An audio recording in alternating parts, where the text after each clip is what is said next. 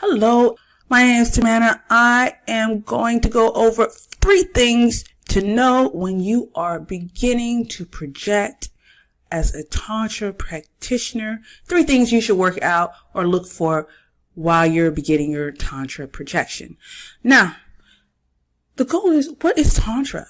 So, first of all, Tantra is the art of weaving masculine and feminine energy together to create healing, manifestation, and bliss. That's it in a nutshell. So, when we are coming to this earth, we have a blueprint, and that blueprint is perfect, right? This is our blueprint. It's perfect, right?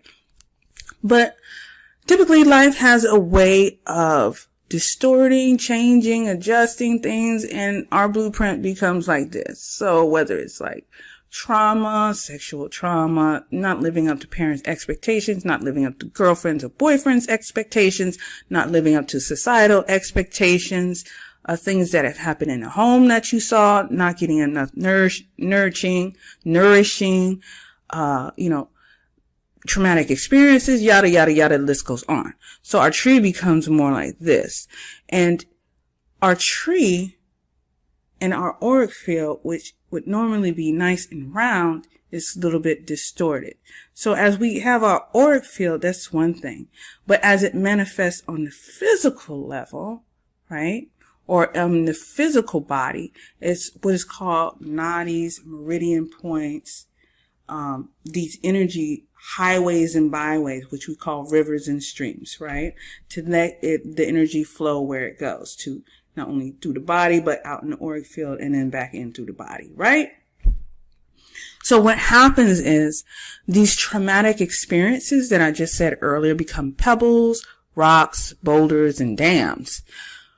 So much so that it may affect us as physically in the body, i.e., disease, right?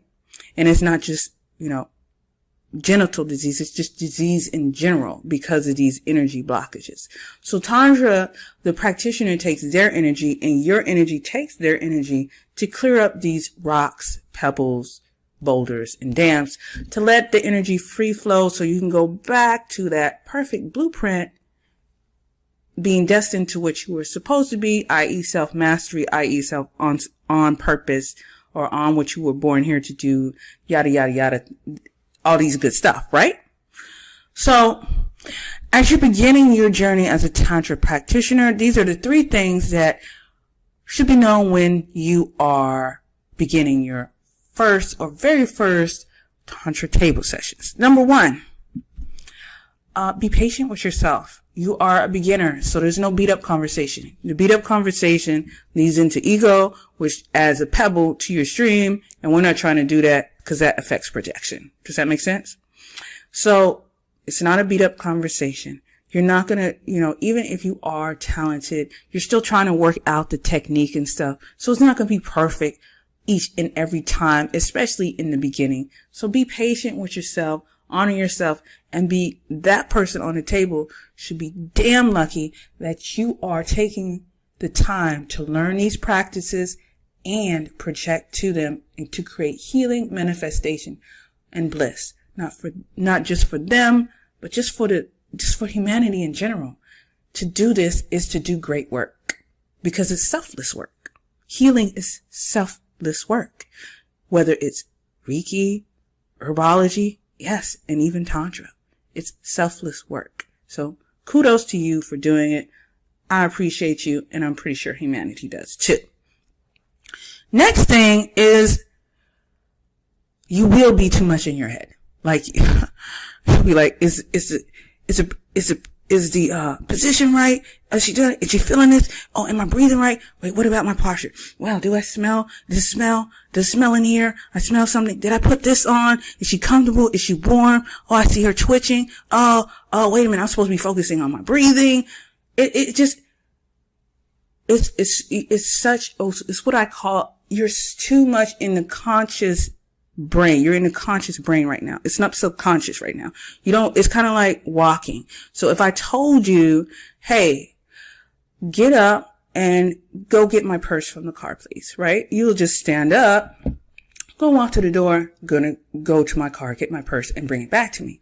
However, if I'm saying get up and go to the car and get my purse, as the 18-month-old you're going to be like, oh my goodness, let me stand up. Let me balance. Okay, one foot right in front of the other. Oh, I see the door. Grab it. Oh, thank God I made it to the thing. I could brace myself. And you get the purse, and it's more conscious effort. So much so it can be irritating a little bit because it's so much in the moment effort and it's irritating. But you know that once you've done it over and over and over again, over and over, it becomes automatic. You can go to the door and be thinking about 5 other things by the time you got my purse. You may not even be present. You may be over in your next vacation the whole time while I asked you to go get your purse. And you're not even worried about walking, and you didn't even see that pebble that was right there that you just so happened to step over because you knew that was what you were supposed to do. Otherwise you would trip and fall. You didn't even notice that because you've done it so many times. So at first though, you need to not beat yourself up and have patience, because you're going to go through that thing where you're going to be very present and you be worrying too much about technique or whatever, whatnot, it hasn't been automatic yet. So allow that to be automatic. And the only way to do that is flight time. You got to put in the work. You got to do it over and over. You got to keep walking. You got to keep practicing. You got to get the little cart out, the little cart with the baby, and practice walking, get the little walker. Just keep doing it until it becomes second nature. And it will. Okay. Number 3. Number 3 is trust and believe they are receiving energy. Even in all of your mess, all of this, they are getting the energy, because where thought flows, energy goes. So if you are thinking about projecting to them, guess what? They're getting your energy, and you are projecting to them, and they are taking that energy to heal themselves and create bliss and manifestation. So know that that's happening. And yes, they are getting the energy, even if it looks like they're not. Like, sometimes people check out because it's new to them, or they don't want to deal with the energy. So they'll just kind of be up here and be like, okay, well, I'm just going to check out over here, and you just do whatever you need to do with my body and heal me and fix me. And then I'll check back in. No problem. But what people don't realize is Tantra is a 2-player game. You can't be all up here on the table and your practitioner is doing all this and not participating. So as a practitioner, if you see that, usually you want to shake the body and be like, hey, get present with me, or you'll do light touches to get them back from right here to, in their body, light touches, or you may do words of affirmation or say words of healing, things like that to bring them down from here. But again, as a beginner, you may not think to do that. It's like, I got too much going on. I'm still trying to worry about my breath, and is my hand placement right? And, it's just be patient with yourself. Know it takes time. And yes, you can get it. You will get it as long as you put in the work. Just like how everyone else says, put in the work. Flight time. Yes. And you'll get it. So those are my 3 things that you should know as a beginner practitioner, tips and tricks just to help you along your journey and say, good job. We appreciate you. We need you. Humanity does need you. Humanity really does. So thank you. Oh, don't forget to like, share, and subscribe. Leave a comment. Let me know how you like this. Check out the other videos. There are a host of other slew of topics that you can be interested in. And thank you so much. Take care. Bye.